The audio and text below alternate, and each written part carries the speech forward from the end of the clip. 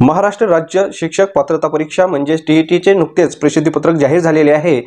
मग परीक्षेला बसण्यापूर्वी परीक्षेचा फॉर्म भरणे, ऑनलाईन फॉर्म भरण्यासाठी लागणारी विविध कागदपत्रे कोणकोणती आहेत, फॉर्म भरण्यासाठी कालावधी काय आहे आणि या टीईटी परीक्षेचा दिनांक काय आहे याविषयी सर्व माहिती आज आपण या व्हिडिओमध्ये पाहणार आहोत। महाराष्ट्र शिक्षक पात्रता परीक्षा 2024 याचे दिनांक 9/9/2024 रोजी प्रसिद्धीपत्रक निघालेले आहे। त्यानुसार या टीईटी परीक्षेची जबाबदारी ही महाराष्ट्र राज्य परीक्षा परिषद पुणे यांच्यावरती सोपवलेली आहे आणि ही जी परीक्षा आहे ही परीक्षा दिनांक 10/11/2024 रोजी घेण्याचे निश्चित करण्यात आलेले आहे।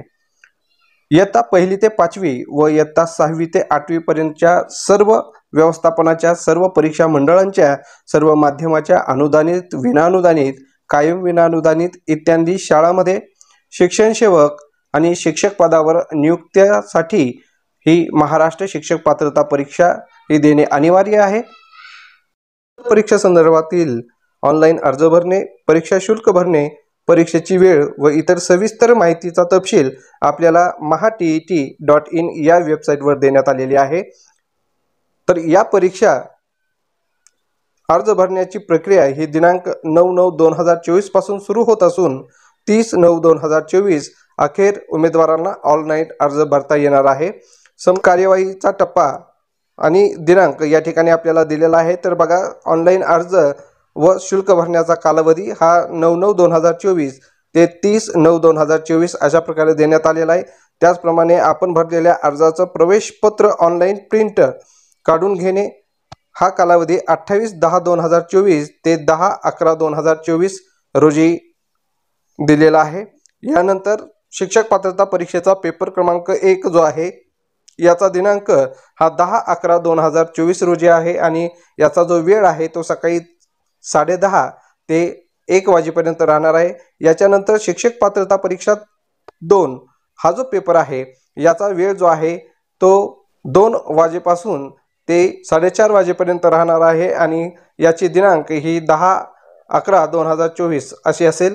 तर वेळापत्रकामध्ये बदल होण्याची शक्यताही नाकारता येत नसल्यामुळे आपण नियमितपणे maha.tet.in या संकेतस्थळावरती भेट देणं आवश्यक आहे। तर बघा, परीक्षा फॉर्म भरण्यापूर्वी आपल्याला कोणकोणती कागदपत्र ही सोबत असणं आवश्यक आहे।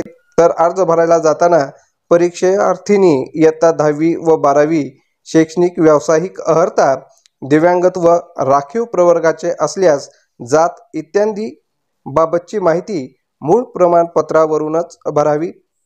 स्कॅन केलेला नवीन रंगीत फोटो, स्कॅन केलेली स्वाक्षरी, स्वयंघोषणापत्र व स्वतःचे ओळखपत्र ऑनलाईन आवेदनपत्र अपलोड करायची असल्याने ही सर्व कागदपत्र आपण सोबत ठेवायची आहेत। अर्ज करत असताना उमेदवारांचा केवळ ऑनलाईन अर्जच या ठिकाणी स्वीकारला जाणार आहे। ऑफलाईन आलेले अर्ज स्वीकारले जाणार नाहीत। एखाद्या प्रशिक्षणार्थी एकापेक्षा जास्त आवेदनपत्र भरल्यानंतर अंतिम भरलेले आवेदनपत्र ग्राह्य धरण्यात येईल व आधी सादर केलेल्या आवेदनपत्राचे शुल्क परत केले जाणार नाही।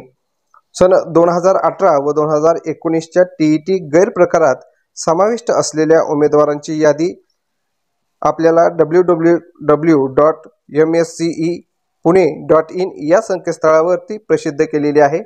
प्रत्येक उमेदवाराने संबंधित यादीमध्ये आपले नाव आहे किंवा नाही याबाबत खात्री करून वस्तुनिष्ठ माहिती आवेदनपत्रामध्ये भरावी। आपण भरलेली माहिती चुकीची असल्याचे निदर्शनास आल्यास कोणत्याही स्तरावर आपली संपादनूक रद्द करण्याचा अधिकार परीक्षा परिषदेकडे राहील।